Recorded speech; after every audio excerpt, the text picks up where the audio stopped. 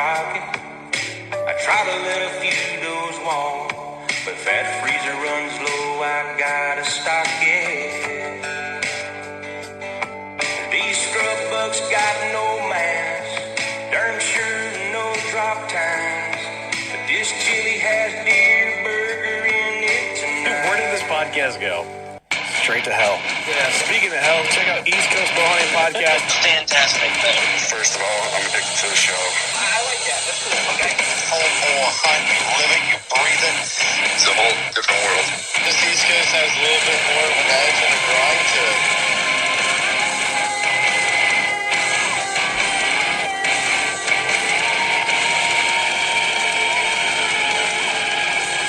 I want to feel like I'm hanging with the boys. But I actually saw Jesus. Let's get the fuck out of here. I just want to get the realest people possible in the industry and to the point where it is now where it's insane. Welcome back to yet another hardcore episode of the East Coast Bowhunting Podcast. We're rated explicit, so here's your chance to hit the mute button if you can't fucking handle the harsh language. We're shooting towards out of Wild Edge Inc. headquarters, bringing you some pep to your steps here in Moodus, Connecticut, hiding in the mountains of God's heaven. I'm your boy D-Rock, chilling with my elite team, Trev, Ryan, and the one and only Drew. We make up the start of the CT United Bow Team. Today's episode is brought to you by Shabine Brewing. Fresh beer crafted in Connecticut, the Hunter's Beer. 100 Demons, East Coast hardcore music known worldwide. Straight out of Brass City at www.shopshogun.com. Trev's Euros for all your Euromount needs on Facebook. Ethics Archery. It's like steroids for your arrows at www.ethicsarchery.com.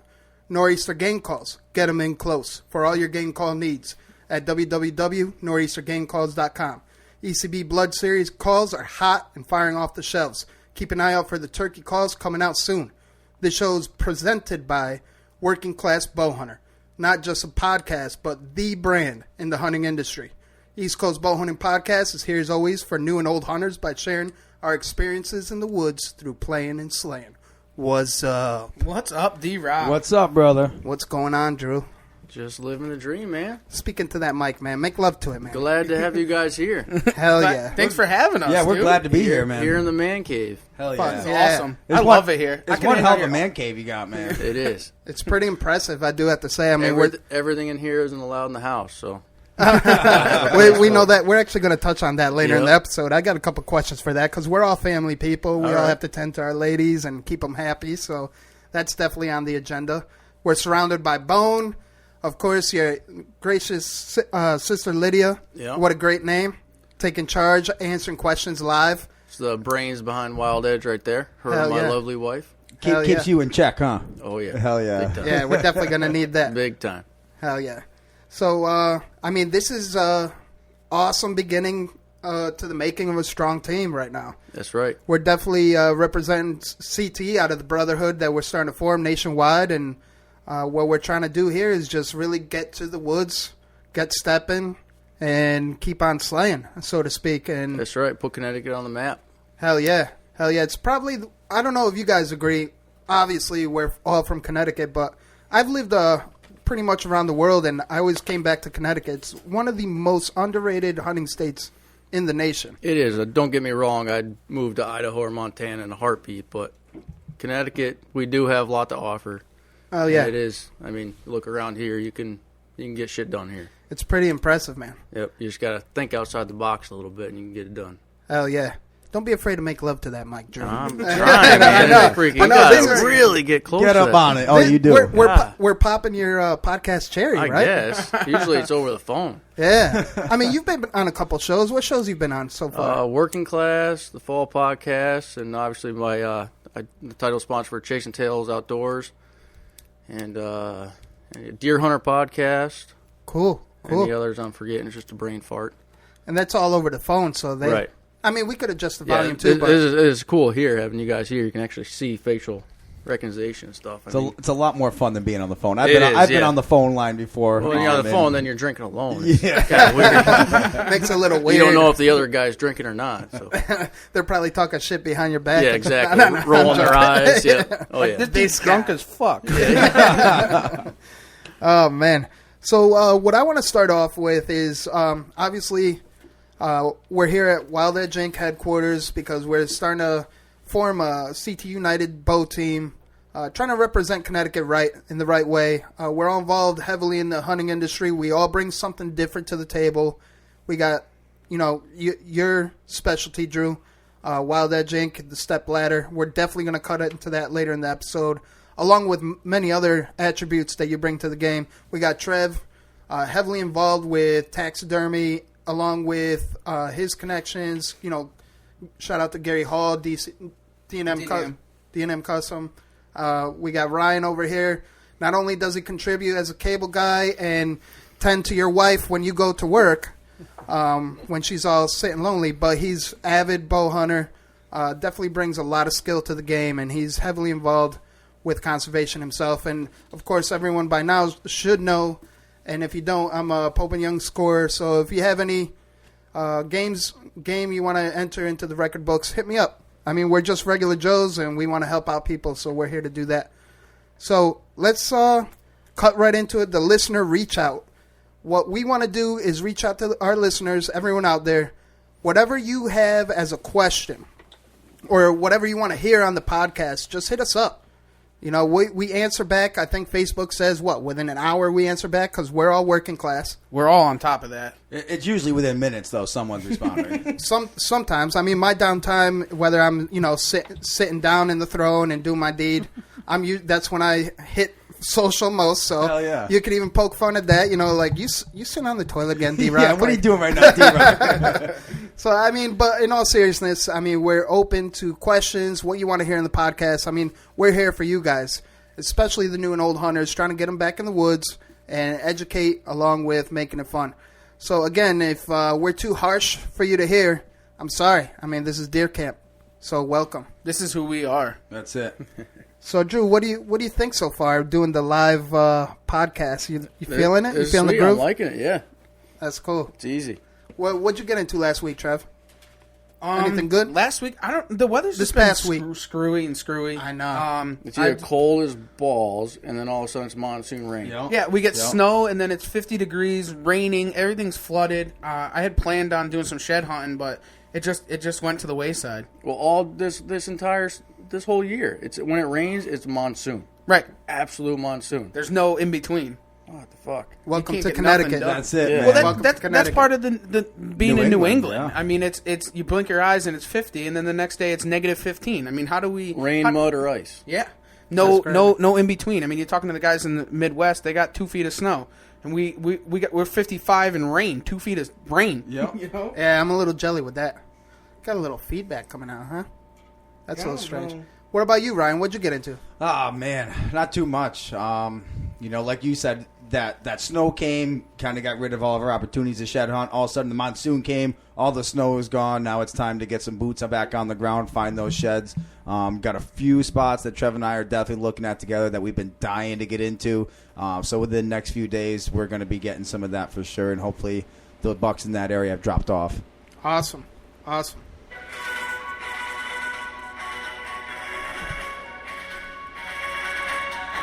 Hey there, fellow Slayers. Welcome back again to the weekly Whitetail News. Let's talk trade shows.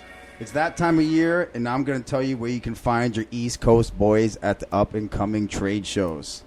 You'll be able to catch Trev and D-Rock at the Great American Outdoor Show in Harrisburg, Pennsylvania. I'm sure most of our listeners have been there. Incredible place. If you haven't been there, get out there this coming season.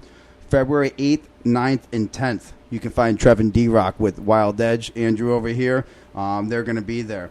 Wild Edge will be there all 10 days, so if you're not there when the East Coast boys there, when Trev and D-Rock are there, at least show up, check out Andrew, and check out his products. Then from February 15th to the 17th, you can catch all of us at the Connecticut Outdoor Expo at Mohegan Sun. And now I believe, guys, this is the first one Mohegan Sun's ever done, right? Yeah, this is a new trade show to the state. So you'll see us teamed up there with Scranton Power Sports. We're going to be, I believe, at the same booth with them. Now, D-Rock and Trevor are going to be there all 3 days. Unfortunately, I can only be there Saturday and Sunday. Now, at that show, we're also going to be having some of our Nor'easter game calls. We're going to be having a prototype Blood Series pot call for you turkey hunters out there. It's going to have the pot call itself is going to be Blood Series, and the striker is going to resemble our drunk calls that you guys have seen us promote many times. Hell yeah. Hell yeah, I'm so- excited about that. That looks sick. Hell yeah. So, I mean, none of us have even got our hands on them either.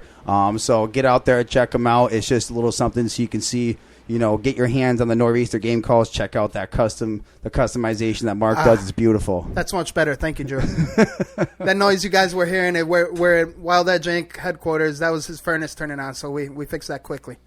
So now after the Mohegan Sun show, now you guys have heard us talk about the Iowa Deer Classic. Whoop, whoop. So the East Coast boys, we're leaving on February 28th, and we're making that 18-hour haul to get to Iowa. That's going to be sick. It is. So we are teaming up with the Modern Assassin, Garrett Benner, and Andrew Walter here from Wild Edge Inc. We're all going out to Iowa together, and we're bringing the East Coast to the Midwest.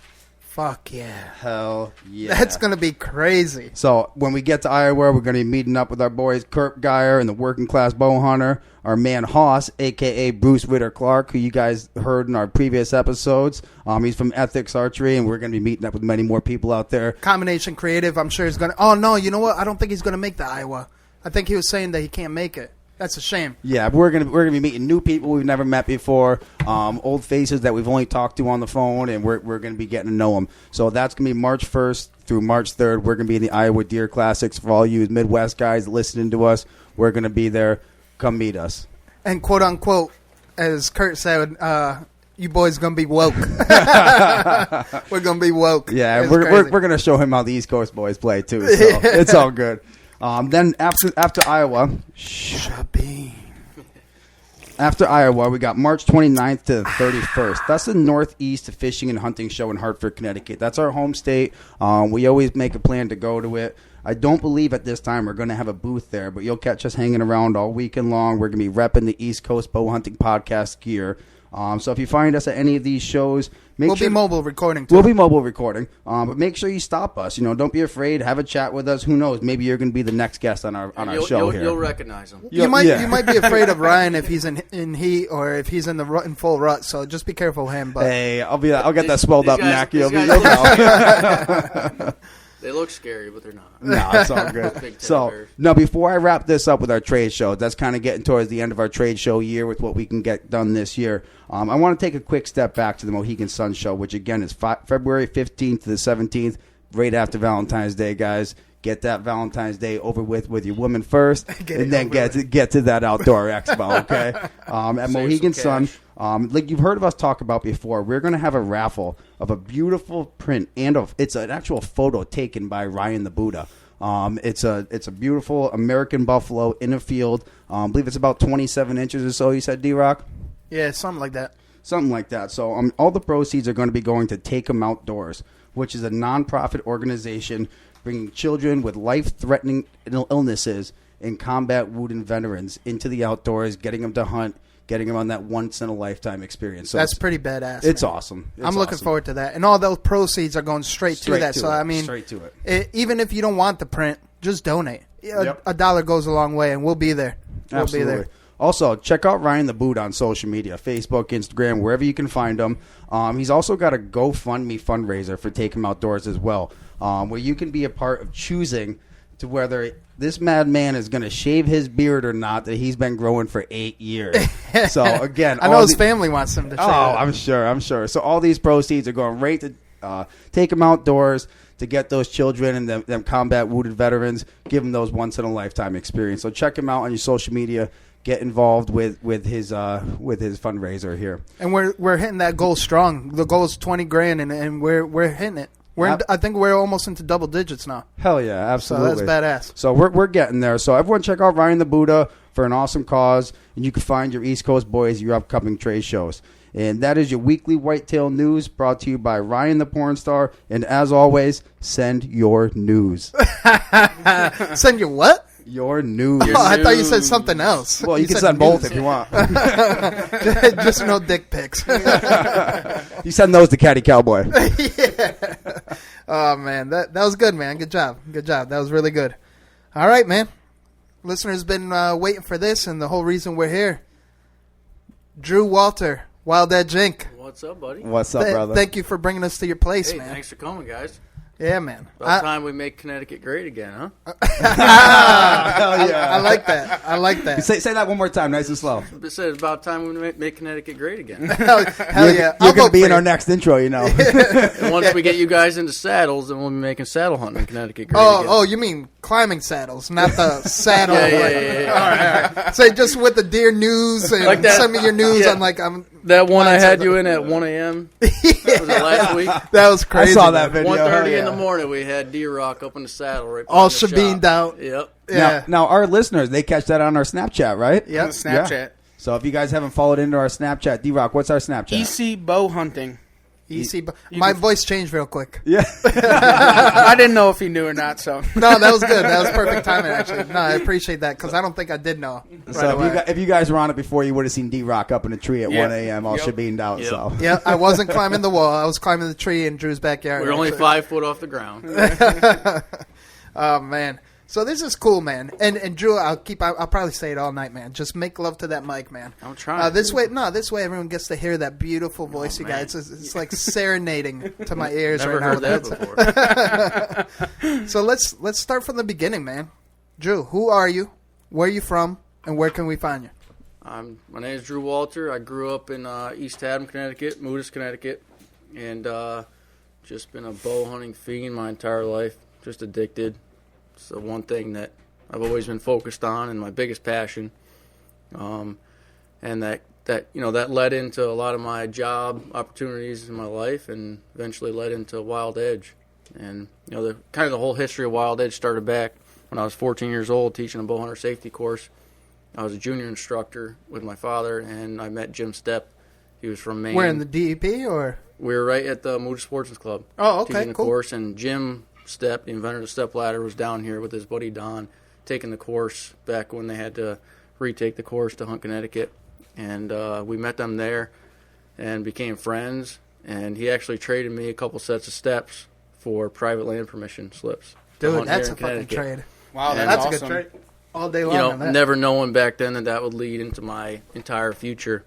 Jim became like a father to me, and kind of led into that when I was tired of traveling for work. I was gone for 7-8 months a year, traveling all over the world. I kind of got old after a while. I wanted to settle down, start a family, build a house. I wanted a dog, cows, the simpler life.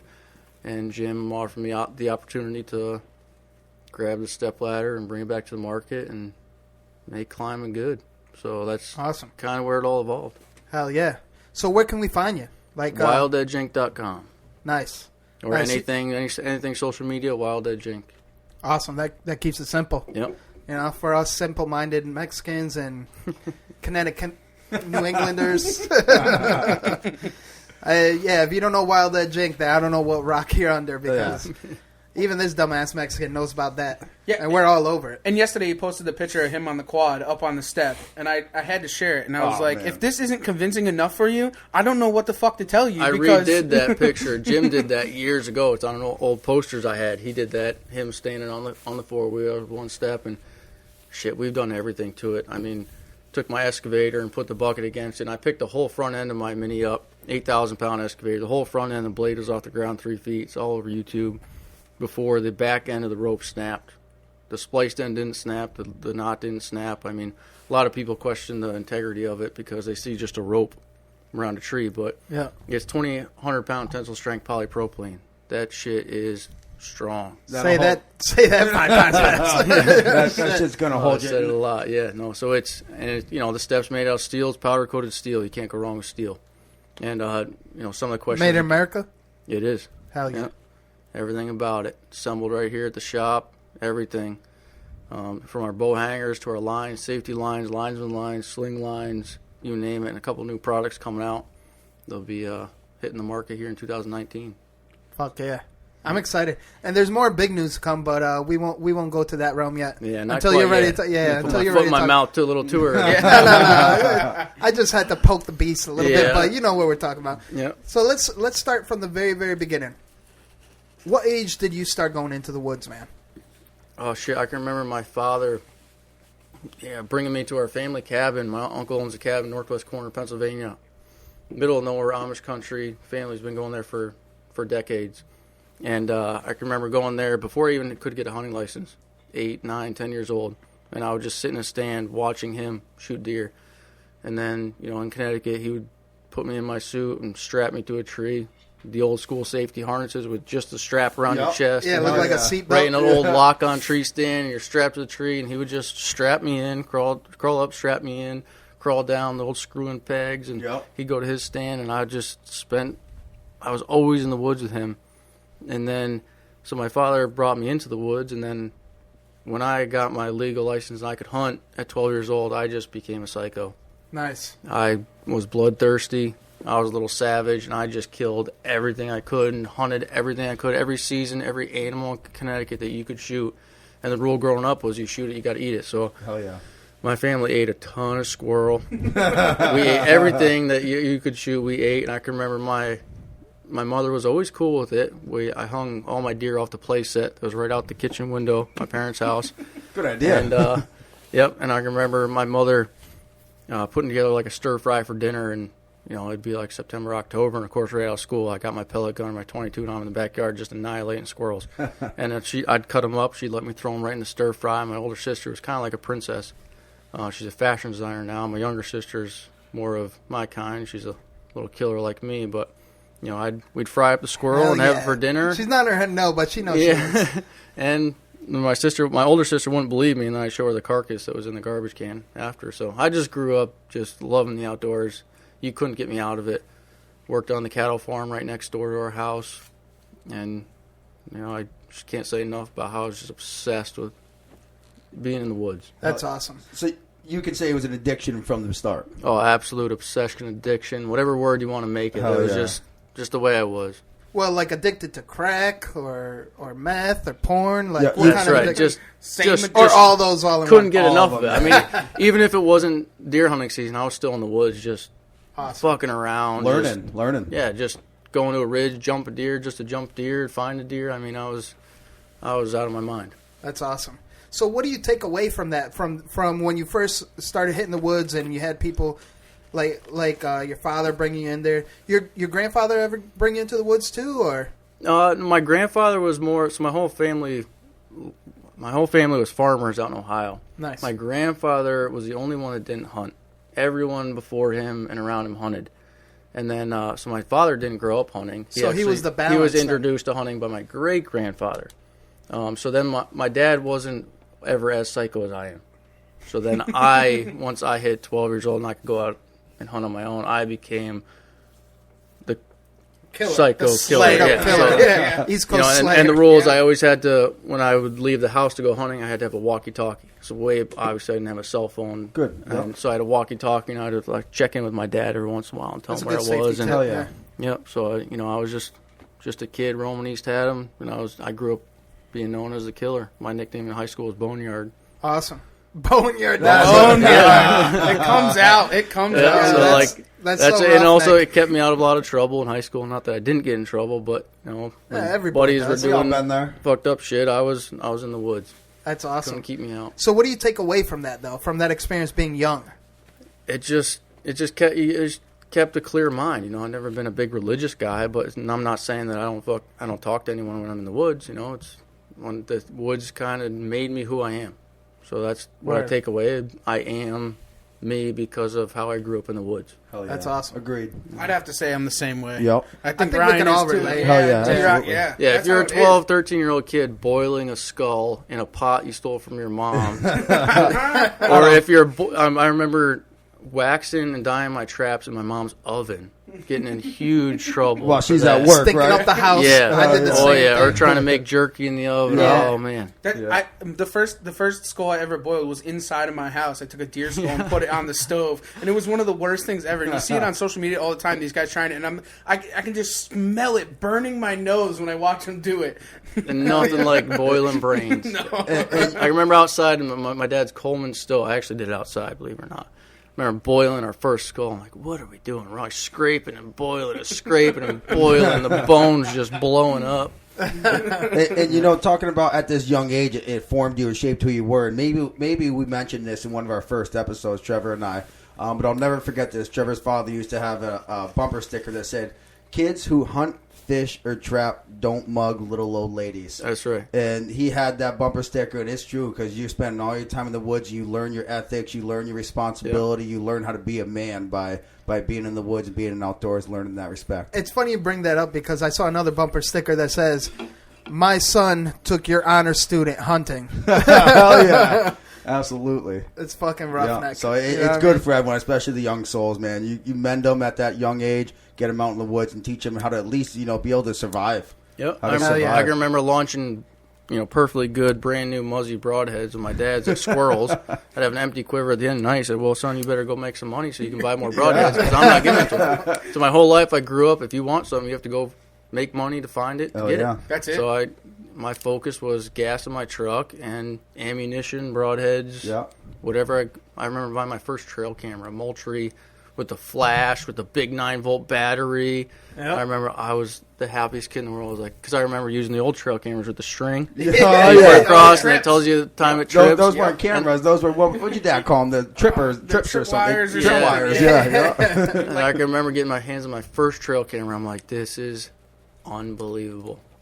It's crazy. Yep. Damn. So what is your favorite weapon of choice? Nowadays. Definitely the bow. It's always been my first deer I ever killed was with a bow. No shit. Yeah, my dad did not kill a deer with a gun until last year. How old were you? I was 13. 13 years old. So what kind of bow was it? Compound? It was a compound. It was a golden eagle. Oh no shit! Yeah. That was my first one too. Actually, was it? Yeah. No shit. Yeah, golden. And you know what? Those were kind of tough to pull back too. I don't know what it was set at 65 pounds, but at that time, my first one, it was hard to pull back. My first deer I killed with that golden eagle is at like 35, 36 pounds. The legal draw weight was 35 pounds. And I was right there. Oh shit! Yeah, I remember. See, I grew up recurving. I was always all recurve, all traditional archery. Yep. And then I switched to compound when I was more like a teenager.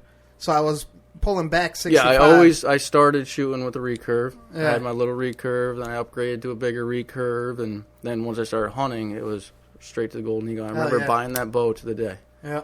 Then my next bow after that was the Hoyt VTech. I remember buying that, and I was like, damn. I saved up every penny. Baller. Scratch together. My next one is the same one I still have, a fucking Browning Mirage. I was going to say, low end. Did you just say Hoyt? Oh yeah, I was East Coast Bow Hunting Podcast. He's a Hoyt man. No, he's a Matthews man. I'm Matthews now. Matthews, yeah. Mm-hmm. We might change that. Yeah, we might have to. We might change that. We're Team Elite now, but are you? Yeah. Hell yeah. Good. We all shoot I can't. I've never shot an elite, but don't do it. No, don't do it. Well, that's the thing. I would, I had my bow tech for a while, and then every trade show I said, I'm not shooting bow. I'm not shooting bow. I'm not shooting bow because I'm going to shoot it, I'm going to love it, and I'm going to want it, and I'm going to get it. I'm German. Yep. I want something, I get it. I'm putting the Ritual 35 in your hands. Don't do it. Oh, yeah. No. You're going home with one, too. That's probably, so last year, what I do at Harrisburg, I shot the Triax, and I'm like, take it home. It's gone. You're going to be taking home the 35. Yeah.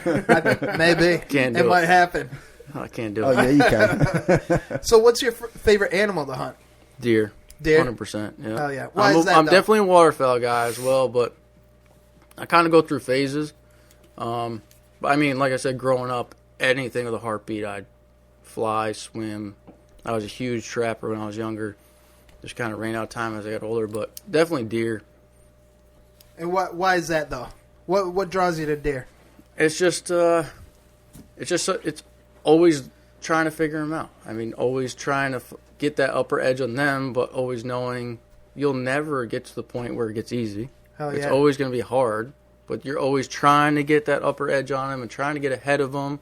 And every year, I've been hunting some of the same private land pieces since I was, a 10-year-old kid. And every year, you still learn something new about it. They're sneaky little fucks too. Oh, they are. And every year, you learn something different, even on the same property. And every deer is different in the way they act. Every age class. I mean, everything is. I'm just obsessed and addicted. And they're smart, man. Even the same, you can hunt the same deer for years and never kill them. They're smart. They learn. You're in the woods. They know what time you were there, when they were there, how to avoid you. The second they figure you out, you're done. Yeah, you're done. So that's the hardest part. And as I've matured and gotten older, I've learned that sometimes hunting less is better. You've matured? Not really. I just got older. All right. I'm just making sure. Cause as a hunter, I haven't matured as a person. I see. Yeah, you just needed to clarify. Yeah. Okay. And I don't want to push too much in the episode. D-Rock may have some questions further in on this, but I mean, that's just where your steps and your type of hunting with the saddle hunting comes in. You can set up anywhere you want. So that buck may have smelled your scent in one area, but you've outsmarted him because tomorrow you're going in with your steps and your saddle, and you're sitting right on top of his bed. That's where getting into mobile hunting and hunting with a saddle, that got me into exploring new areas along the river and state land areas and kept my pressure off of the gold and private land pieces I had. Instead of hunting them religiously all the time, I was hunting them less and hunting more state land. And I was kind of exploring more, becoming more mobile. And I was seeing bigger, more mature bucks on state land, poke land. And I would just look at a map. Looking at a map, where would the average guy not go? Right, absolutely. Where would he not put the effort into going? And I said, right there, that looks like a hellhole. Yep. And I'd go there, and it would be a hellhole. Too, though. Yeah. Where's the deer highway, so to speak? Yeah, that in combination of both. Exactly. Oh, yeah. But my main focus would be where would a guy not want to go, and that's where mature deer are going to be hiding. Absolutely. And we took this into a lot of our episodes talking about mapping, and you're talking about mapping right now. Do you use topography maps? And if you do, how do you use those to your advantage? So Onyx maps or Hunt Stand, Onyx maps. Speaking to that mic there, buddy. No, I'm trying, man. I know, We gotta make out with the thing. You do, man. You do. Yeah. It's an intimate feeling, just like bow hunting. So Onyx maps, Hunt Stand, I'm looking at those and Weather Underground map, Weather Channel map. During the hunting season, I probably look at the weather 4 or 5 times a day. Hell yeah. Every day. When I'm going to bed, I'm You're looking better at than it. the When weatherman I on wake TV. up, I'm on that shit more than I am Instagram, Facebook. I mean, I am just religious with that and looking at property boundaries. And even, like I said, the same private land piece I've been hunting since I was a kid, I still look at that same map 100,000 times during the season. You're always looking, what am I missing? What am I missing? Yep. What am I missing? How can I access there? And access is obviously a huge, huge thing any bow hunter knows. What am I doing wrong? You do the same thing over and over, you're never going to advance. Hell yeah. So what else you got? Anything? Well, so, I mean, you danced around the question a little bit there, Drew. So I don't remember what your question was. No, talking about mapping. Topography. Topo map. Okay. So what do you look for on a topo map? Of course, you're looking for areas where other hunters may not go, but you're looking at the lines for our newer listeners. The lines of topography map is what's going to tell you everything, how steep your ridges are, where those funnels are going to be between the ridges, the different elevation of those. What do you use when you're looking at those maps that may pinpoint an area for you? I'd say more than topography, I'm looking at wetlands. Wetlands, swamps. I love swamps. Anytime I look at a property, if I see a swamp, any kind of wetlands, that's my main focus. It's the first place I go. Yep. Or transitions, edges.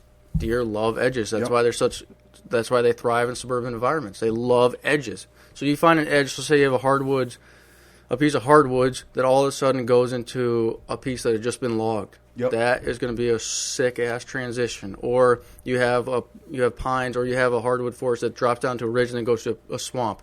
Or you have along the river a river bottom that comes into a peninsula, or even wetlands along the river that is so flooded that you can't get in there without a kayak or a boat. And you're like, there's no way deer can live it. Find a spot that's dry. Yep, and there is going to be a deer there. There's going to be a big deer. Find the sign. And then it all comes down to focusing on buck beds and what time of year the bucks are bedding there and doe bedding areas and wind and how to be quiet, your scent. You could find the best spot in the world and the best sign in the world, but you might be too late. You might be accessing it like a retard. Hell yeah. Now you're saying that you're hunting these spots other hunters don't go. You take a kayak, you take a canoe to these spots? I take my kayak, I take my duck boat. Most of the time, the kayak, because it's just simple, quiet. You're not banging. Because sometimes these spots I'm accessing on the river, I'll step out of my kayak, and I'm only walking 20 yards or 50 yards, but that is 50 yards, the nastiest, most miserable. Every time you go in there, you're like, what the fuck? What am I doing? It's just miserable. Here? Yeah. I can remember I lost an opportunity at an absolute giant because on the way in, it was such thick, nasty, prickery, nasty, thick shit that I'm walking in, and I had my jacket strapped to the outside of my backpack, and it was cold as hell, but I'm sweating balls getting there. I kayaked. I only walked 50 yards, but I kayaked probably 3/4 of a mile. And I get in there and get up in my stand, run up my steps, hook my sling in. My jacket's gone. Oh, shit. Doe comes in. She's obviously hot, keeps looking behind her. I said, this is it. pull my release out, my thumb release, it was frozen. It was in my chest pocket from all the sweat. So I'm trying to monkey with that, and I'm frozen because my jacket is gone. Well, that doe hits my jacket right in the trail. Oh, she smelled you. She starts blowing. He's gone. Ooh. So it's just for our listeners out there, if you keep on hearing clicks, it's I'm sorry. It's Drew with the climbing clip. You know, he's just I can't sit still. No, it's all good. It's all good. And since we're on the subject, man, shout out to Modern Assassin down in Maryland area. Boy Garrett. Yeah, good old boy Garrett. He hunts the swamp himself, and you're touching on everything that he's about. You seen his last video that he put up with that stag? That shit was sick, man. He did a good job with that. So he's a killer. That dude's a sad. I love Garrett, man. Without a doubt. He's no joke. Shabeen. Who cracked that? I did. Oh yeah. So since we're on the subject, let's see who do you use for gear as of right now, and let's go through the steps. You know, bow, arrows, broadheads, everything. Let's break it down. All right, I don't even know where to start. So start with the bow. Start with the bow. All right, I'll start with the bow. I spoiled myself last year. Got the Matthews Triax. I love it. I was went to Idaho this fall on an elk hunting trip / bear hunt with hounds. Actually killed a mountain lion, and kind of set this bow up for that and everything I've always dreamed of: single pin, ham ski rest, full metal jacket arrows. I mean, it's all decked out. I love the bow to death. What kind of broadhead you run on them? I was always a rage guy my entire life. I killed a ton of deer with rage, every kind of rage on the market. And going to Idaho is fixed blade only for big game, so I switched to the Slick Trick Viper Tricks 100 grain. Good choice. And they were flying awesome. So I hunted with them the entire season. I ended up killing a deer with a rage. I'm kind of I always think of the quirks, you know, the good luck thing. So I'm like, you know, I hadn't seen a deer. It had been a couple days. I was in a dry spell. I was like, you know, fuck it. I'm going to throw a 2.5 inch rage on there, the Rage Extreme. And that night I killed that nice 6-point swamp buck. So, you know, but anyway, yeah, that's my bow. And actually this late season I switched to recurve. No shit. I hunted a lot during my whole life with a recurve, but I was always stupid, and instead of hunting with a recurve in the early season, I would hunt late season with it after I'd already killed a couple deer. So I should hunt in early season when the deer are actually killable. So I've been hunting hard this late season with the RK1. Right there? No, this is the recurve you That's use it. There? That's the striker with the so a new breed makes a limb. That's actually my sister's bow. Oh, no. No, it comes out. I've been hunting my sister's bow. So we got that from Striker Bows last year at Harrisburg. Nice. Sister Lydia got it. And I've been hunting my old school, the wooden ones up there on the wall. But I started shooting that one. It's only 40 pounds, but I can shoot that thing better than any recurve I've ever put my hands on. Really? You know, you think of compounds like, yeah, everything, it's all technical and there's so much that more goes like into bullets. it. But you grab a recurve, you're like, what's the difference? You shoot a high quality recurve. Shabeen. Lydia, how you doing over there with your bear? You need another one? Do you need a new one? Oh, you still got them. Okay, all right. I'll tell you what, I just had that bow in my hand, man. That is a nice feeling bow. It's lightweight. It's very good quality. That thing, the way that's it's a nice made, bow. You know what? That brings me to April 28th. We're going to be covering another shoot here in Connecticut, the Coscob Archery Swap and Shoot Meet, and it's all traditional archery. It'd be cool if we show up, and I know I'm running the course. I'll be there. Fuck yeah, hell yeah, dude! It's gonna be I'll sick. be there then. That's gonna be sick. I'll be there. Dude, so yeah, traditional archery that's how I grew up, and then it kind of grabbed me again and kind of sucked me into it because it's just addicting. Adds that one more step and one more challenge, and the primal it's instinct. not like, you know, a compound. You have to shoot a lot, but you can go a whole season not shoot as much. You got to keep shooting. Word. You got to keep shooting. Word up. Shoot. Quote unquote working class bow hunter. Go shoot your bow. That's right. That's it. You got to shoot it. Just shoot You it. got to do it. Hey, so let's go to the next setup. You know, calls. What are you using for calls? Because every good hunter has calls on backup. Yep. So I'm a huge caller. I call a ton, and there's so much. It's kind of like your what rattles you. There's so much on podcasts and on the internet that's, you know, don't call. You're educating. Yeah, well, there's a time and a place to call. I start calling early in the season. I remember as a kid, doing fawn bleats to have does run in and shooting the does. Oh, yeah. Or my dad shooting a Meat doe, hunting. stranding a fawn, and I was that sick, so I do a doe bleat, call the fawn back in, and kill the fawn. Oh, yeah. So I mean, I'm always have a call with me, and you guys introduced me to nor'easter calls, and the second I started playing with those, I was like, this shit's quality. Hell You know, yeah. the goose Mark's a call, the fucking deer artist, call, yeah, the the turkey artist. calls, everything I grabbed was like, holy shit, this is nice. So that's what I'll be running next season. Hell yeah. For And, sure. and of course, And we got this a couple. spring. We got a couple in the house right here, of course, Oh, to yeah. play with, do our little, Rattle Your Antlers series with. But man, I can't stop looking at them. Don't get me started with the goose call. Yeah. There's something to be said with that, man. Yeah. It's fucking artwork. Those cactus wood calls he's making, man. Just like our blood series calls, he does them geese, ducks, anything you want, and Everything. they're beautiful. And, They're awesome. and his materials are just endless. He uses everything. The reason he decided to go with this specific type of material is because it's your guys' fault, Ryan and Trev. Yeah. I mean, you got me and Mark together at deer camp, Oh, we had a good time, dude, and he wasn't even on the shebeen. No, he So wasn't. I was rambling, He's man. not, that night. he's not really a drink. He doesn't drink. No, he's just naturally high. Yeah, That just dude is high on life. No, listens he really to, is. Just though. listens He to really metal, is. just hardcore metal music, and deer camp. That's all we listen to. And you watch his videos on Instagram when he's showing off the calls he's making for us, his own calls, his knives. In the background, you got Metallica, you got some Disturbed, you got everything. That's just what he does. That's his high. He's definitely one of the most artistic people that I've ever come across in the hunting Yes. industry. But let's get back into it. So why or what are you using to climb trees? I'm curious. Wild Edge Inc. Oh, weird. I'm using Lone Wolf. No, I'm just kidding.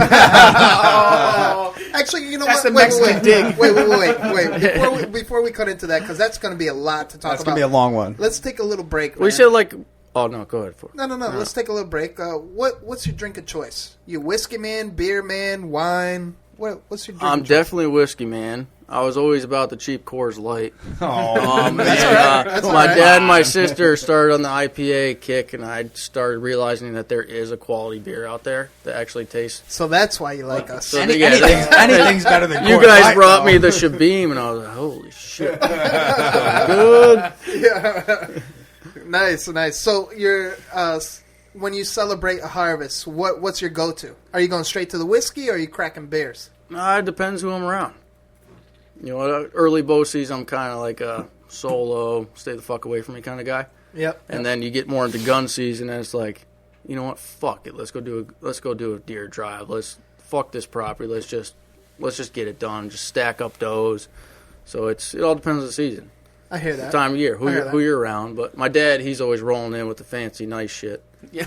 Lydia's always got nice beers hidden up in her fridge, and I kind Good of just lady. pilfer off Good everyone. lady. You know, it depends who I'm around. Now you're going to be around us. You're going to Yeah, have so now I'm Shabim. drinking all this nice stuff. It seems like we're going to have Lydia around, too. Yeah. Keep us in check. Yeah. You know? I'd be the guy that goes to a bar and be like, yeah, Coors Light, please. People look at the fuck you drinking that for? Who brought Drinking this water? cool Yeah, kid? that's the only beer I know. You just get pissing all Budweiser, night, that's Coors all. Light, yeah.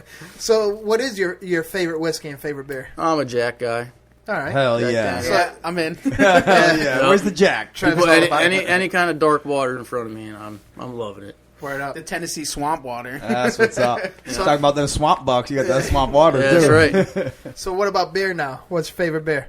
You got Shabim. I gotta say Shabim now. Fuck yeah. I'm not just saying that. I mean, every flavor you put in front of me is like, holy shit, this Yeah. stuff's good. But the D-Rock or Double D-Rock, whatever Double that shit's D-Rock. good. Yeah.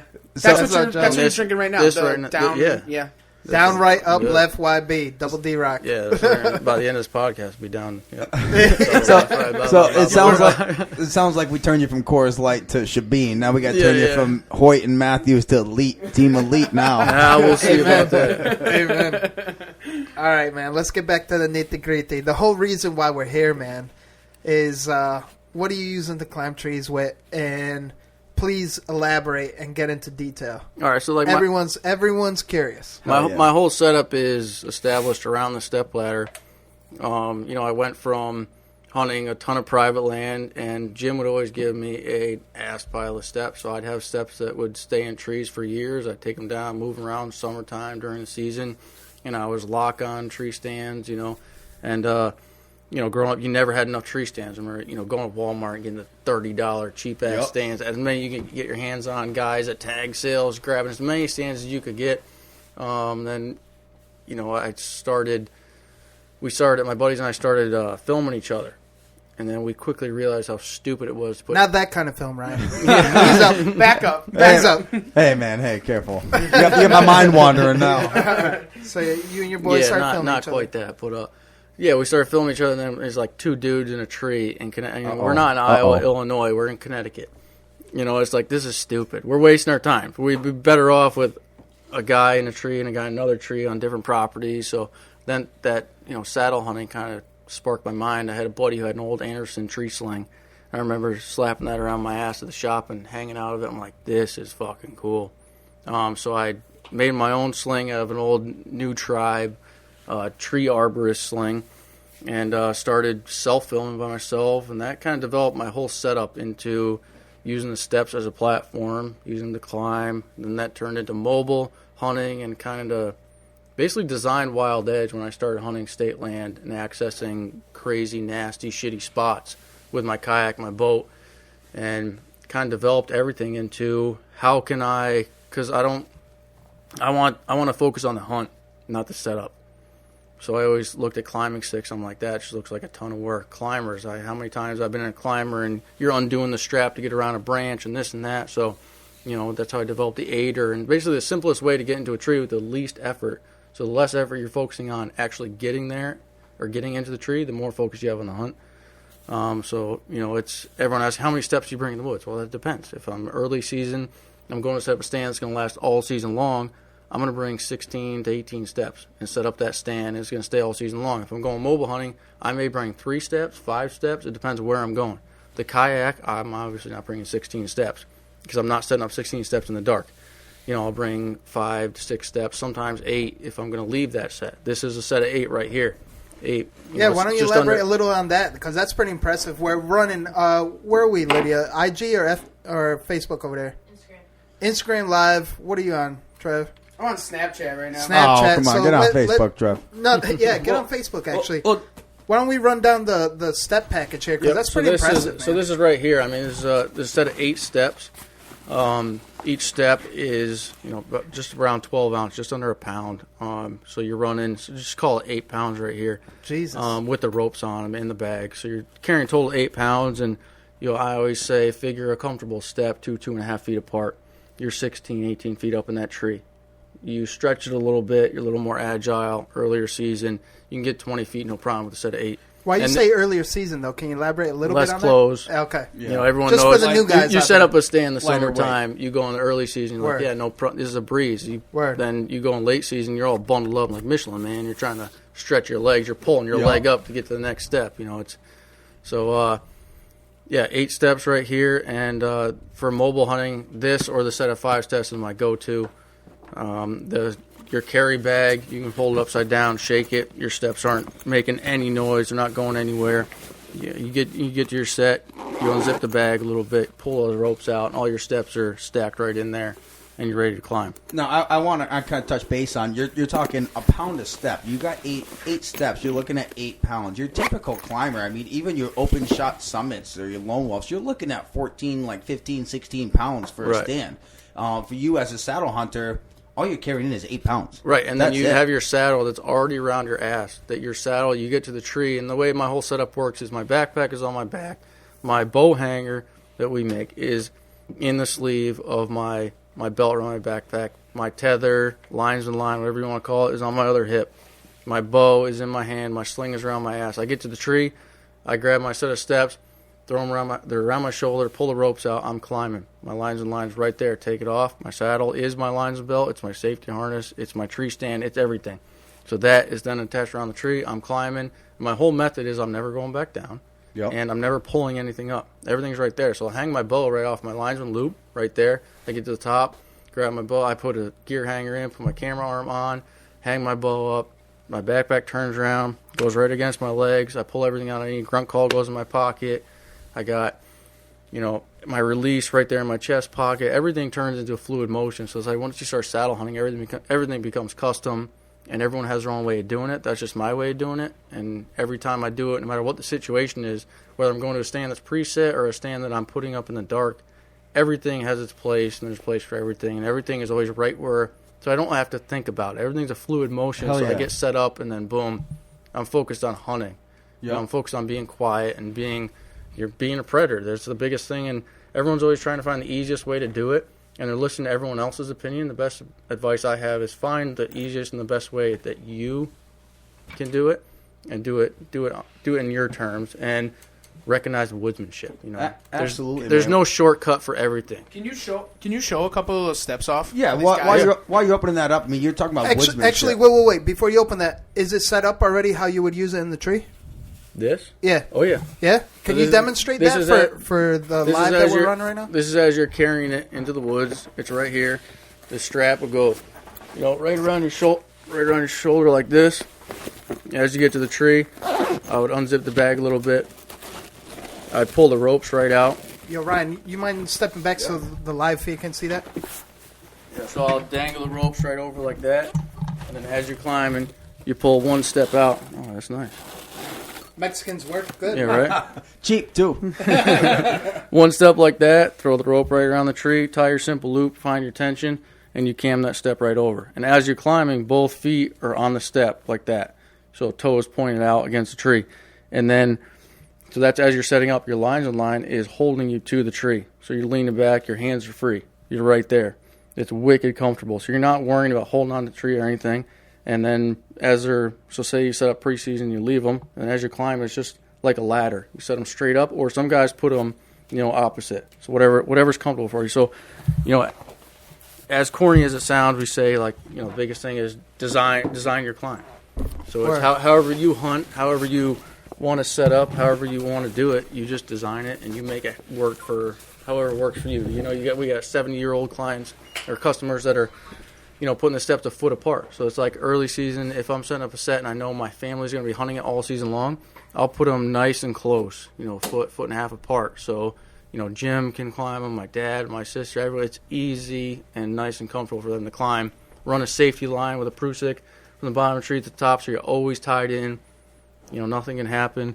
So or if I'm mobile hunting, sometimes I'm doing a pull-up, I'm using the aider, I'm stretching them so I can get the most height, but a lot of guys use it to your means. Yeah, but a lot of guys are they're so focused on getting high. I got to get high. Well, that all depends on where you're hunting. They When must I'm live in a swamp- Massachusetts. They're trying to get high. Got to stay out of that canopy, though. And when I'm in a sometimes. swamp, sometimes you'll be 8-10 feet off the ground. That's plenty high just to get Straight up. over Hell yeah. the shit, so you can actually get a shooting lane. Hell yeah, If you dude, get too high when you're mobile, you're not trimming shooting lanes, so you get 30 feet up. Well, guess what? You're not shooting. And you're talking on that note, especially early season, you still got those tree canopies. You got all those Right. leaves. You can't get up 20 feet in the air like you can in Right. the off season because you got those canopies. Once you're up past 12 feet, you can't see anything. It depends on the situation, though, of for course sure. it That's the does, biggest but point right there. It depends on the Everything depends on the situation. situation. That's where the wild and your edge step- environment. Yeah. The wild edge step. That's supreme mobility. And as you're climbing, if you're going up and you realize that you want to be on the other side of the tree, uncam that step, slide around the other side of the tree, and go up. On the way down, straighten them back out. And at that point, you're choosing your spot, not your tree. Right. When you're hunting with a Exactly. climber That's or the whatever, beauty and of it. that's kind of what attracted me to the whole step ladder when we were messing around in the backyard and stuff. Is that you can choose your tree. I mean, the tree that you have it in is one of the gnarliest, biggest trees you could ever pick in the Yeah. woods. A and split it's just, tree, too. Yeah, and just It's watch split. and you can. That's one thing that I find, like with the climber and stuff, is you're trying to pick a spot, but you also have to find the right tree, Right. and you're always 15 yards off of where you want to be or whatever. You find that right ash or that oak or whatever. With the steps, you can go up pretty much anything. You want to go on a pine tree, you want to go whatever. With a climber, you're walking in the woods with a Volkswagen on your back. Right. Exactly. Well, I just always felt retarded. It depends Yeah. what you have, but I'm not going to touch on that because Yeah. I'm a believer on the step. But yeah, without a doubt, because there's a lot of good climbers, and we're not knocking everyone out there. We're not knocking climbers or ladder stands or sticks or hang-ons. What we're giving you is options. Right. And this is definitely the most versatile option out there on the market right now as we speak. And what I want to touch... Oh, sorry about that. Damn. Fucking D-Rock, Mexican. come on. He really wants me to eat Let's it. go. He had too many shebeens. Eat that microphone, Drew. I'm on number 2. That's the scary part. But anyways, what I'm leading to is the options is how to keep it real and how easy these steps are. Here we are last week, me, Drew, and Trev, or Trev, Drew, and I, to be correct. And You can speak Mexican. no, tú no quieres que yo hablo español. I don't know what you said. Exactly. No idea. So Okay. what I'm leading to is Drew was showing us real quick in his shop down below and showing us the different knot versions, and we're drinking Shebeen. And we're already like maybe 2 in by then, maybe 3. And he's like, oh, most people don't get it the first try. And I get it and clamp it. He's like, oh. So we get to that point. This is how easy it is. You just see someone do it, and you can apply it right away. It's that simple to use. And then, not that this is anything I would ever promote, but at the end of a fun night, and that's all I'm going to say. At We the were end of a very... feet, 5 feet off the ground. Yeah. Very Trev safe, was very holding safe. the rock by the hand. Yeah, very fun night. Trev's a big dude. And it was, 1:30 in the morning, something like Yeah. that? So I'm swinging off a saddle, already climbing a tree, and it's that simple. Just to give you perspective of how easy it is, and not much of a learning curve. And it is simple, like he's saying, but it is something you have to practice. It's not Yeah. something without that, a doubt. like anything, your climber, your regular hang on, anything. It's something you need to practice. You know, Well, that's but what people- you can get it quick. Everyone's, what's the learning curve? What's the learning? Well, I don't know. I don't know you. How many steps? I don't know you. I don't know your agility. That's the beauty of it. You do what works for you. If you're contemplating what size set to buy, just buy more because you don't have to use all of them. Yep. Right. And use what works for you, what's comfortable for you, and just roll with it. And just like you said, it's a little learning curve. You don't just grab them out of the bag and all of a sudden you're an expert. You're going to go run and gun the next morning, without practicing. It's just like your bow. I mean, Yeah. you got to use. You got to practice. Practice, Everything yeah. you use hunting, everything needs a little bit of practice and a little bit of, finesse and figuring out what works for you. I can honestly say that these steps, there's more of a learning curve on the Lone Wolf Assault Climber that I use that I love. I really do love it, but there's more of a learning curve in that than there is the steps. Yeah. And that's where I was sold. Absolutely. And on that note, D-Rock, I mean, I've been seeing these steps since Drew came out with these years ago. I've been seeing them on social media, Facebook, Instagram, but I've never seen them in person. I've never got my hands on them until today. And he's talking about that cam over. You tighten that rope nice and tight with the step kind of at a, And you want the step nice and high. is Right, what so I you learned. want to kind of parallel with the tree, and then you grab onto that step and you use the leverage and pull it down, and that thing locks so tight into there, and that's what Drew was talking about. He hooked his freaking Mini up to it, and that quad, if you look on his Instagram, that quad was on that step's going nowhere. As soon as that's cammed in and it's locked, you can kick it, you can step on it, you can hang on it, and it's going nowhere. It's an Also, incredible that digger. design. I saw that video. Yeah. Oh, yeah. It's Big Trev approved, anyways. What kind of quad was that? That's freaking big quad approved there. So I want to go back a little bit because we've been talking so much about your steps because they're unreal. But there was something you brought up earlier that about family. How do you tie that in? Because you're a busy motherfucker. You work like a Mexican, and you're always doing something outdoors related. How do you balance that? Because we're all family oriented. That's our heart and soul. How do you balance all that? Ed, it's not easy. I really don't even know how to answer that. It's a good question, isn't it? It is a good question. I mean, our whole Wild Edge is family run. I mean, it's myself, it's my sister, my dad's helping out when he can. My wife is fully involved. My wife is the customer service. Lydia, my sister, is the marketing. I'm kind of just the guy that builds shit. I got my cousin working with me. It's a family run operation.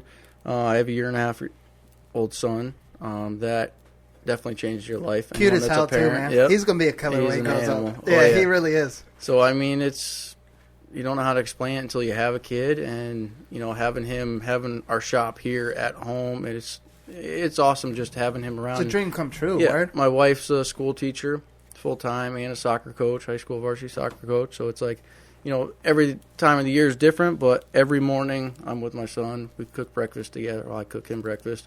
We watch Bubba Guppies and Peppa Pig and you name it. So I spend hours with him every morning, bring him to daycare, and then I'm here. He pulls in, and I'm here. Walk out. I make sure to always spend time with him as much as I can.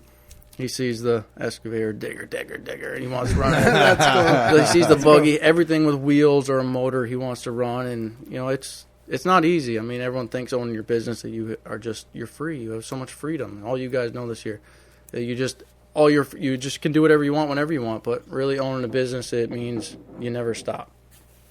Word. So this brings me to this very next question. That it's important to us because we get people on, and we're always curious because we're so new to the industry as far as the podcast world. We've been in it hardcore, and people look up to us, people shame us, and we get not as much hate mail versus like really good positive mail. But we, haters come out when you're doing something good for everyone out there. Why East Coast Bowhunting Podcast? Because you guys are fucking awesome. You're East Coast. I mean, it's like everything you look at in the hunting industry and everything that's publicized, everything out there is Midwest, Midwest, Midwest, Midwest, West, West, West, DIY, DIY. It's got to be DIY, public land, public land. I get it. That's great. I love it.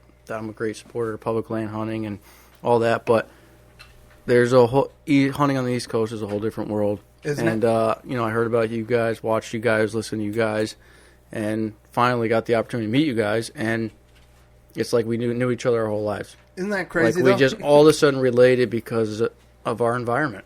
Yep. It's a different realm. It is. People don't really know what's up. Everything about us is like it's like we knew each other forever. That's awesome, man. And we're just hardcore motherfuckers. And we're real. Everybody's real. Yeah. And that's the thing that kind of, trying to curve the industry and everything that we've ever done, like yourself with your business and the things that I've done in the industry and the things D-Rock and Ryan and everybody across the board is just be real as fuck and be hardcore as you can possibly be. And there's not many of us out there, and we gotta stick together and do this. And that's why, building the whole, the elite Connecticut bow hunting team and putting this place on the fucking map that's what we need. Because rarely around here do you find a guy that's diehard, serious hunter. Everybody in New England knows someone that hunts Thanksgiving with their family and they hunt a little bit, the same stand they've been to their whole lives. But you rarely meet guys like this that are just fucking ate up with it and you hunt. That's it. And I rarely meet a guy that has 40,000 beetles like me, so flesh-eating beetles. That's right. Yeah, and that's something, we clicked real well with that, too, in doing the whole taxidermy thing, and finding yourself and helping me out, and, when I'm down and stuff like that. I mean, it just goes to show how real everybody is in this state and how real you are. Yeah, when you tell people you have 40 to 60,000 flesh-eating beetles, they kind of look at you like, what the fuck is wrong with you? Yeah. Exactly. And, not only are we the hardcore badasses, just die-hard hunters, but we're true. We're true to our basics. We're true to our ethics, our responsibilities, and we live, breathe, and eat that stuff. Of course, we're out there and doing our thing in the woods and living it, but we're staying true to everything. We're not selling out. We're not out there talking shit about other hunters because we're not out there. We'll take that yearling buck if we got to put meat in the freezer. We'll take them.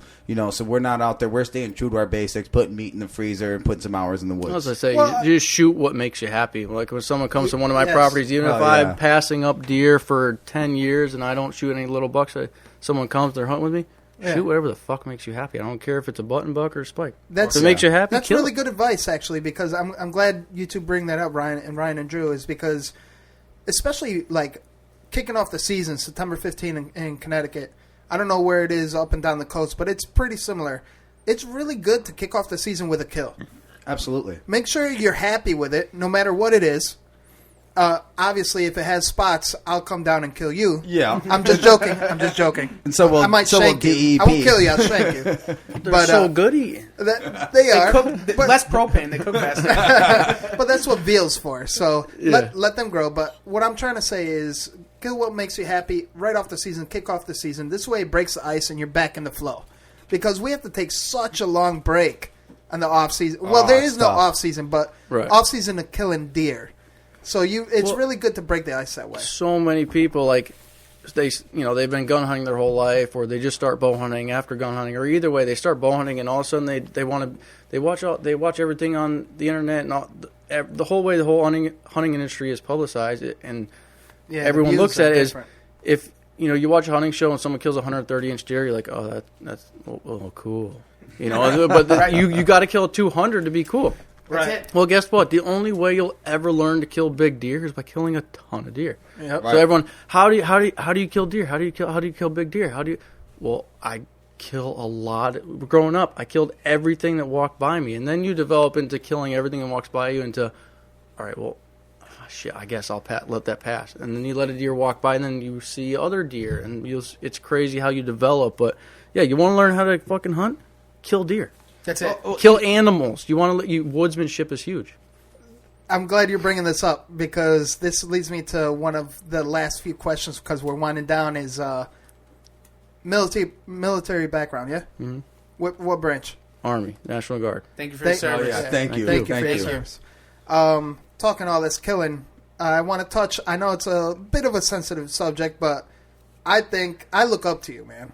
Because this is something that a lot of people don't even know about, especially in the hunting industry. And I've brought this up before on different podcasts.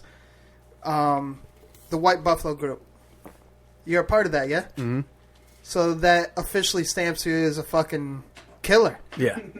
Can you elaborate a bit, just a bit on that? Yeah, and so, what it is, what it involves, and what you do? I grew up with the owner of the company. Kind of took me under his wing when I was a bit of a shithead in high school. And I worked for White Buffalo right out of college and traveled the world killing deer and pigs. Basically doing Invasive species. Yeah, suburban deer management. Yep. And invasive species work, and going into communities where there is no hunting, and there is no discharge of firearms, and we obviously have special permits and go in and we would we'd kill a couple hundred deer in communities right in the city limits. And they get donated, all right? that meat is donated to soup kitchens, Hunters for the Awesome. Hungry. Awesome. So the state pays to get them butchered, and all the meat is donated. So yeah, I grew up kind of in a different realm of everyone. Oh, it's sickest job in the world. Yeah. Well, I also lived in a hotel with a couple dudes for 7-8 months out of the year, and when you're killing deer for a living, it kind of makes hunting different. So when you're working, you're just numb, and your objective and your goal and your job is to kill deer. So that kind of changed me from being a savage, killing everything when I was younger. Kind of turned me into why I hunt mature deer. Not saying that I hunt just to kill antlers. It kind of developed into I'd have a doe walk by and fawns, and You're selective. I work killing for a living. So then I see them and I have no desire to kill them. Until the family starts saying, "Hey, dude, we need meat." all right. I'll kill a couple does. That's but it. What is your biggest Connecticut buck? I have to ask. You got a lot of nice ones in Yeah, there. Honestly, I see Pope and Young. There's a couple Pope and Young certificates in here, and I mean just for explanation to some of the people across the country. I need here. D-Rock to do some scoring for me because when I was 15, I killed that 8-point. He was Oh, hell yeah. 130 and some change, and he and that 9-point, the only deer I ever got scored. They were when I was younger, and then once I started working, I'd stopped, put my name in the books, and never scored a deer ever again. So I couldn't, judging. The biggest that my buddy Ruff scored, that 10-point right there, 10, 9-ish, whatever you want to call him. He was 153 green something. Yeah, beautiful. Wow. They're all beautiful. So that was deer. for Connecticut, but I mean, They're yeah, all right I mean- here in this town.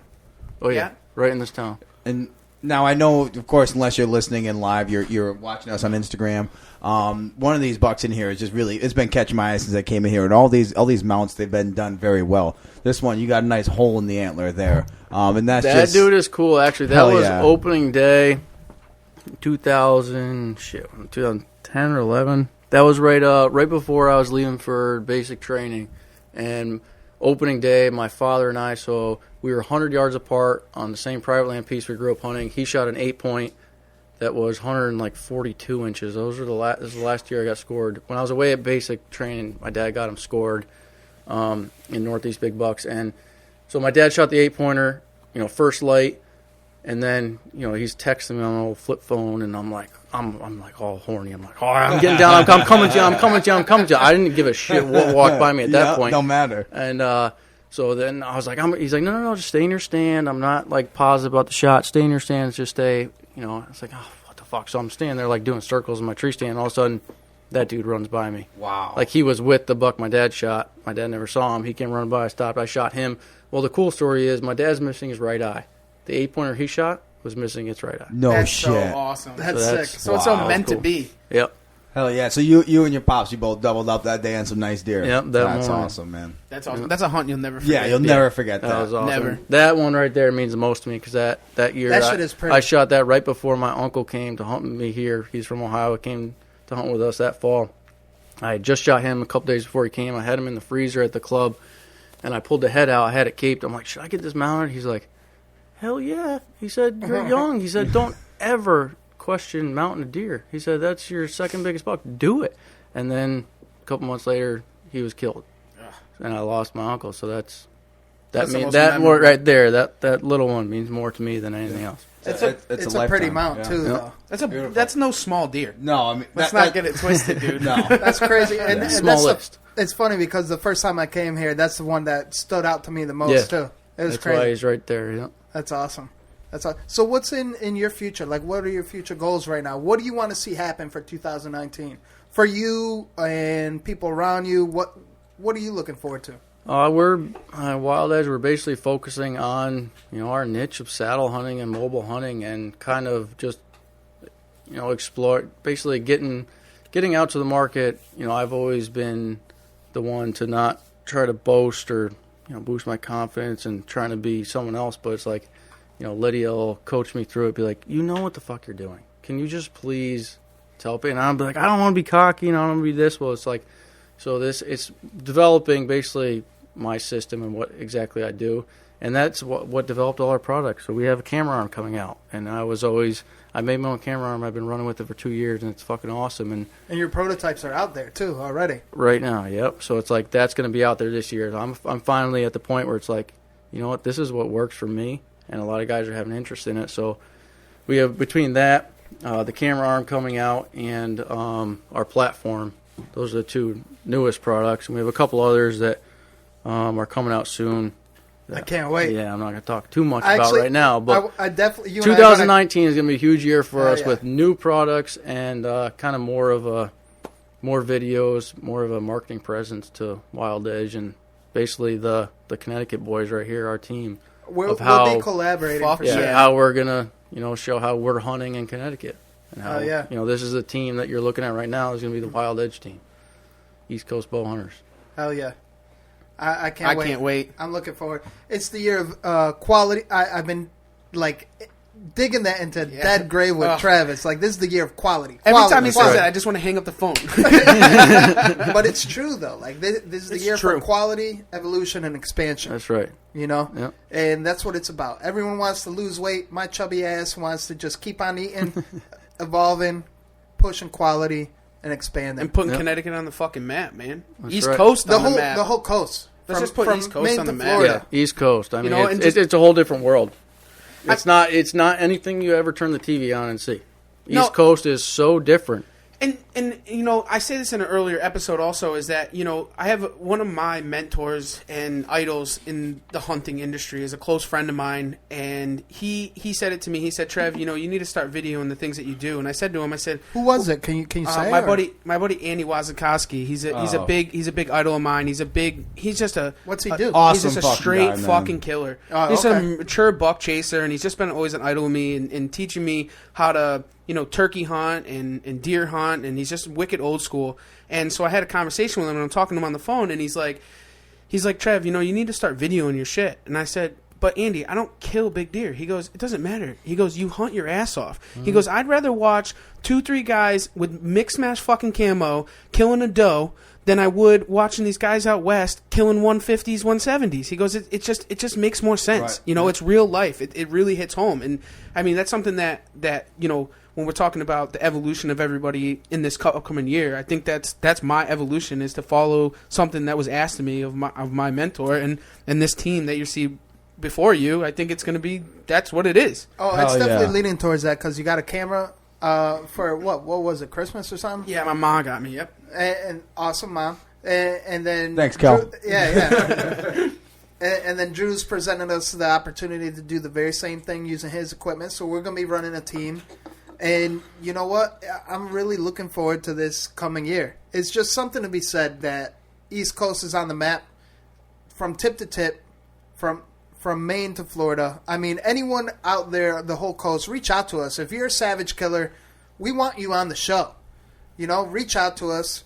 Either Gmail, East Coast Bowhunting Podcast at gmail.com. Social media is probably the best way to contact us. Facebook, Instagram, At- Snapchat. everywhere. I mean, talk to Tumblr, some friends everywhere. from Vero, from Tumblr, everything. anywhere. Any social We media don't hide. platform. Nah, we don't. We're definitely exploited. Say, what the fuck is all that? D-Rock, Don't worry, you'll know soon enough. last episode, D-Rock showing us all these different Yeah, you social guys can medias. handle I ain't that. never heard of that shit. I'll stick to We're out Instagram, there. You Facebook. Google us, we're out there. We're even on iVoox, Yeah. which is like I don't even know what that is. It's a Latino platform Of course of it is. iTunes. You know what I mean? yeah. We're on that too. It's like we just want to educate and help, and we're open to input. So, I mean, this definitely brings us to the next segment of the show. It's just, it's something we always pride ourselves on. Ninja tip of the day. Drew's Drew. face is fucking. He's like, What the hell is that? Ninja tip of the day, Drew. What Give you us got the for us? ninja Tip of the tip. day. You used the one you talked about, so now you got to I don't come even up with a remember new one what on I the talked spot. about. That's all right. The one that you talked about was you want to learn how to kill deer is just kill deer Yeah, or something to that one. so I can't say that again. No, No. you used That's it. all right. I'd say, I don't know if it's a ninja tip, but I'd say just the biggest thing is just woodsmanship. Everyone's so focused on in the whole industry. It's cool how everything evolves and everything, all technology and everything, but just spend time in the woods. You want to learn how to kill deer? Well, Kill deer? not just that, but also kill other shit. Hell and yeah. spend time in the woods and understand the woods, understand maps, understand how nature works, how weather works, barometric pressure.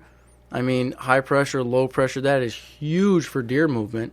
I mean, you want a ninja tip? Well, focus and look, Google what barometric pressure really is. Google That's why really good. why wildlife moves at certain times and wind. I mean, and also, I mean, it's not just wind. You look at the map, oh, the wind's coming out of the northwest.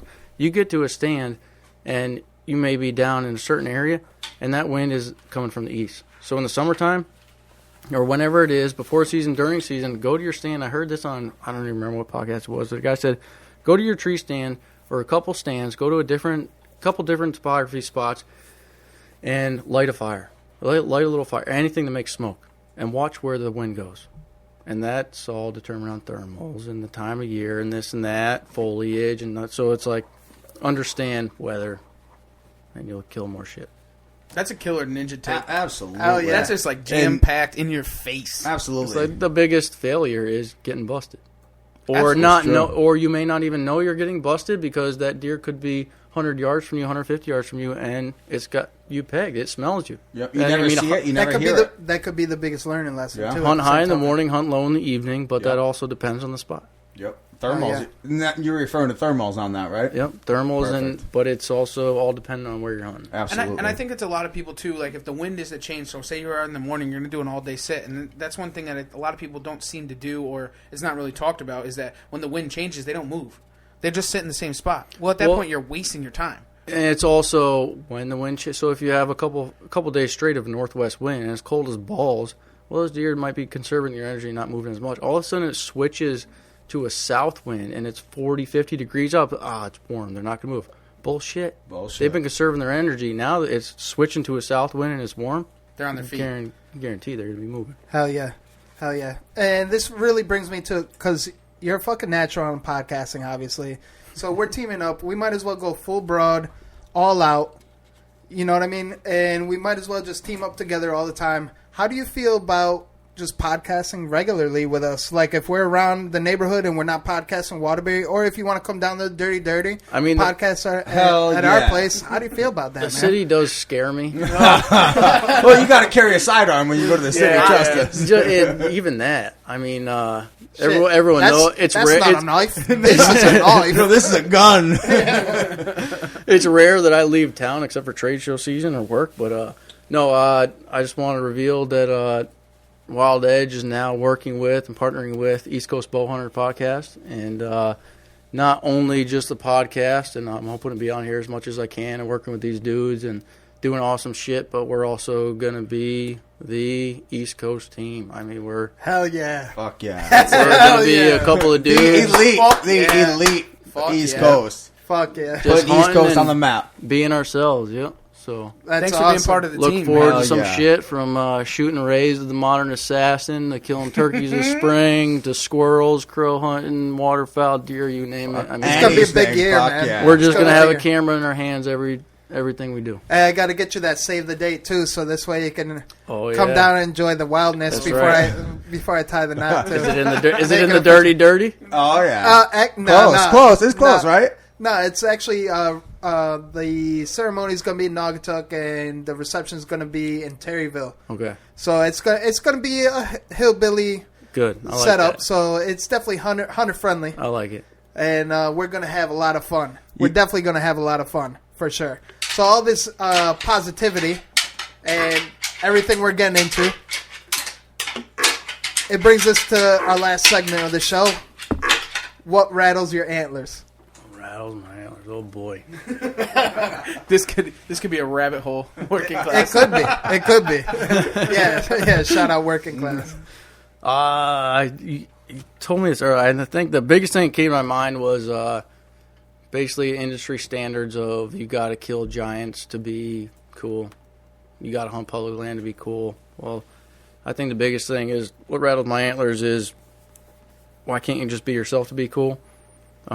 If you shoot a spike and that makes you happy, well then you're cool to me. Flaunt So I mean, it's just be yourself, do what works for you. Even as simple as you don't have to climb 30 feet to be cool and shoot deer. You can hunt 5 feet off the ground. You can kill a spike, kill button buck. I don't give a shit. If it makes you happy, just do it.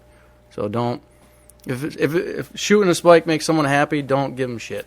Just let them be themselves and let them do it. Congratulate them and move the fuck on. That's Yeah. it. Hell yeah. There's plenty of deer out there for everybody.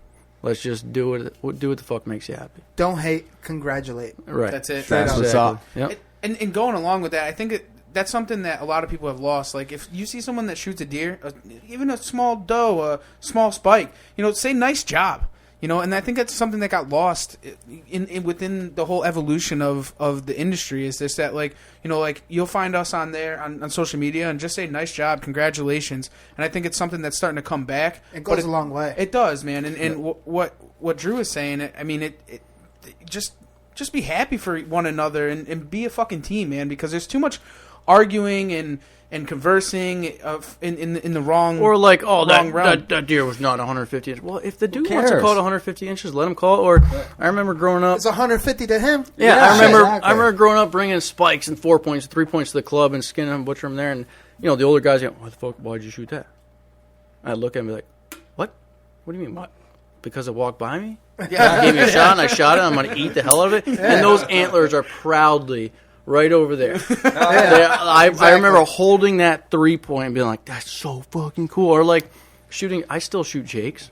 Absolutely. yeah. Oh yeah. They're Tur- absolutely delicious. That's a different story. You come to turkeys, Why do you? bro. You're going to judge me by the length of a piece of hair that sticks out of his beard? Yeah. Wait, That we- is so That's stupid. a whole other episode right It came there. in, Yeah, it gobbled, absolutely. and I shot it. That's going to be a What springtime the episode. fuck? But for most you veteran turkey hunters, those beards will catch on fences, logs, they'll step on them. Those beards don't mean anything of how long they are. It's the spurs. But even at that point, a jake, it's a legal game bird. It's turkey Well, it's like season. if you go squirrel hunting, what do you do? Judge the tail? Yeah, how big's that tail? How big's the tail on that one 50 feet in the air? Nah, his yeah. nutsack's too small. I can't do it. I'm sorry. If Can't do it. something comes in gobbling, I'm fucking rolling it. Yeah. Yeah, just so you listeners out there, so you guys know what type of killers that I'm surrounded by. Is like you look at Trev, he's got that crazy look, but he's smiling at you every second of the day. So that just it makes it quiver a little bit. Then you look at Ryan. Ryan's just a stud, and he looks at you like he wants to do something with you sexually. Oh, but come on, in all now. reality, he's just Pornstar Ryan. And then you look at Drew. You look into his eyes because I look at people's eyes when I talk to them. That's and cute. my soul starts burning up. Yeah, no, straight up. Like I feel like I need to just close my eyes because I just can't take it. So everyone at the first meeting, like, that dude's a dick. So on that note, all this positivity, man, it's been a great episode. Let's do one round of positivity, so this way we can end on a real good note. And I always love putting Trev on blast. On the spot. Start us Trev. I off. can't even. So positive. Speaking of the team and everything, all I can think of in my head is just positive thoughts for the upcoming season that's to come, and the team that we're aligning along the way for the East Coast, and just just straight fucking killers, man. And I hope that we all have just one of the most amazing spot on. I'm gonna steal D-Rock with just quality year for everybody across the board. Hell yeah. Right, what do you got? What I'm going to go with is finally meeting Drew. Trev and D-Rock have gotten to meet Drew. I'm here in his man cave, surrounded by this awesome public land. Rocking a hang and bang shirt. Rocking that hang and bang Yeah, shirt. I got to get me one of them. Trev got it on. Saddle too. up.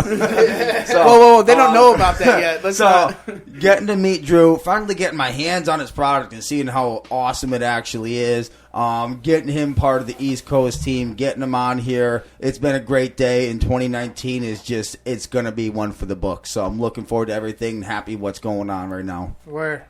What Drew do you got, Walter. Drew? Drew Walter, Wild Ed Drew, Jake. what do you got? When we're done here, we're going to pound Ryan over here with a couple more shabeens and throw him in a saddle in the backyard. I'm ready, man. Hell yeah. We might put a light on for him, but no, I'm just I'm pumped for 2019, having our team get together, and yeah, we got some really cool shit coming out, a lot of new shit, and yeah, finally having a team behind Wild Edge that is as sick as me and as dedicated as me.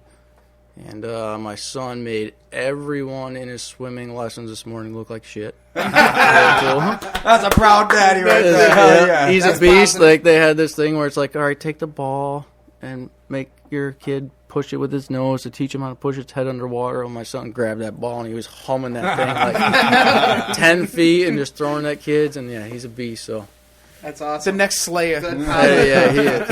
And D-Rock showed me the video of his son shooting the BB gun, the bow, and that was cool to see. You know, him at 7, see my son a year and a half, and looking forward to that. So, Upcoming Slayers. Hell just yeah. the That's what upcoming it's about. future of just everything gets better. Future East Coast Slayers. Yeah. Hell yeah. Hell yeah. What I got positive to bring to the table is this brotherhood is growing widely and very rapidly, coast to coast. If you want to learn more about the brotherhood, definitely turn in more into working class bow hunter Kurt Geyer. He's the master plan on this. He's the brains behind everything. We're just trying to bring the old-fashioned handshake back, and that's what's positive. And what I will love to end on is we got Wild Edge Inc. as a team member, and we're going to bring it full blast. So on that note, Drew, stay stepping. Stay slaying, baby.